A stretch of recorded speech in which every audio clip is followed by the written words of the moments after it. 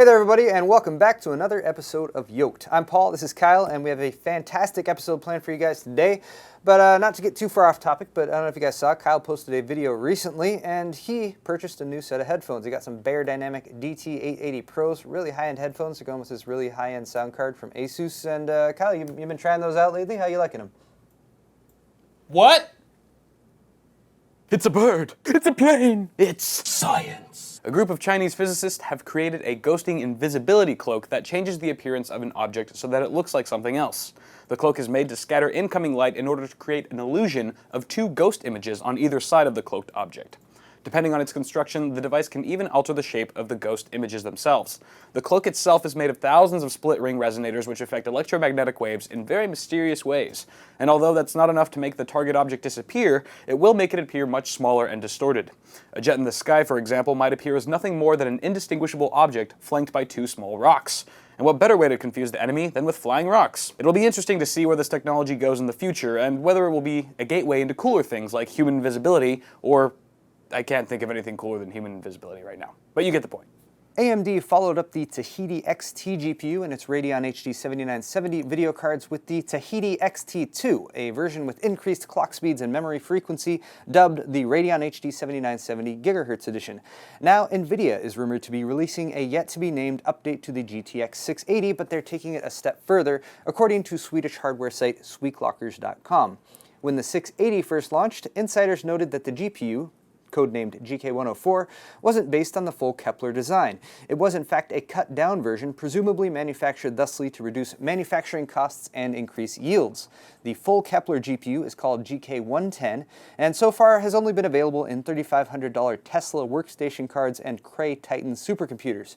If the specs from the K20's GK110 bleed over to the new version of the 680, we'll be looking at an impressive card sporting 2,688 CUDA cores and 6 GB of GDDR5 memory running on a 384-bit bus. If past naming conventions hold up, the new card will likely launch as the GTX 680 Ultra, GTX 680 Ti or Titanium, or possibly GTX 680 Titan in deference to the Cray supercomputer of the same name.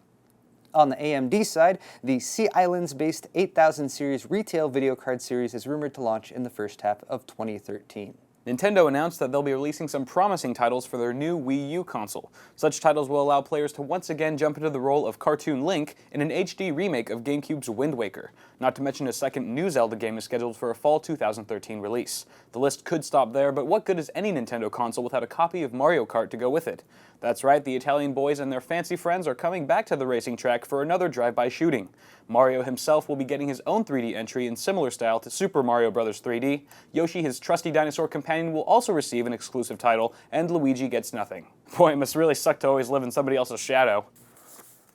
Ah, damn it! Almost equally exciting as the upcoming titles is a software update for the Wii U that should rectify issues regarding the painfully long time it takes to launch certain software and load the main menu. The software update is scheduled to release sometime this summer. Oh, you know, that brings me back, Kyle. I remember playing Mario Kart 64 back in the day, just hours on end. But, you know, my gaming PC would just sit there collecting dust. Oh, you know, speaking of gaming computers gone to waste, let's take it to Joanne for announcements. Thanks, guys. I have one big announcement for our fans today, and it's a sweepstakes.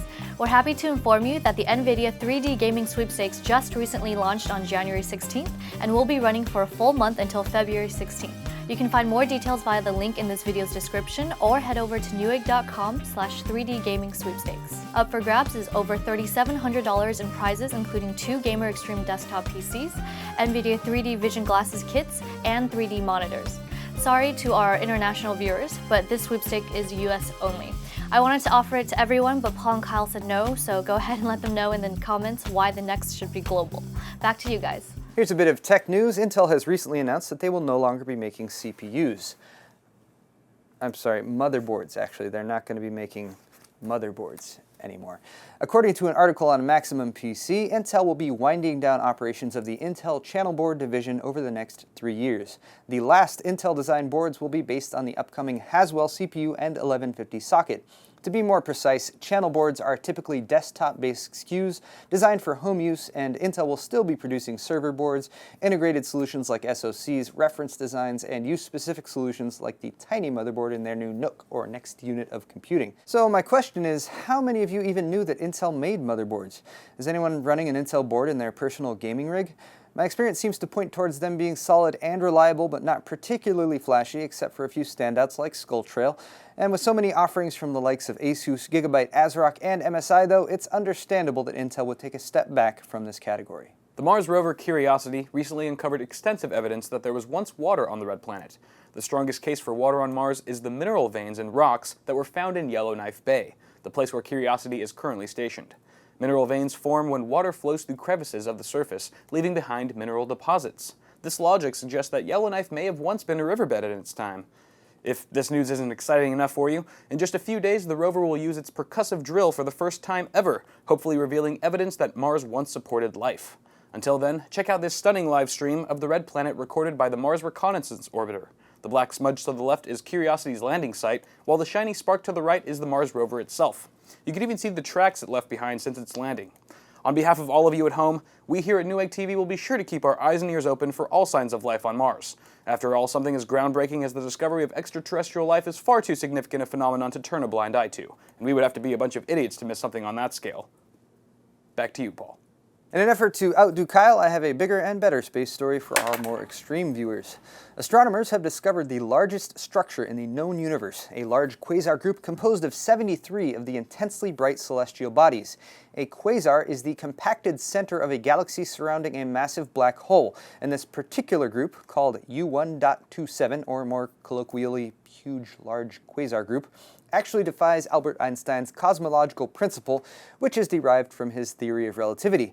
Now, I've always been a skeptic when it comes to relativity, and this discovery simply furthers my point. You see, according to cosmological principle, no structure in the universe can be larger than 1.2 billion light years across, and this huge large quasar group measures nearly 4 billion light years from end to end.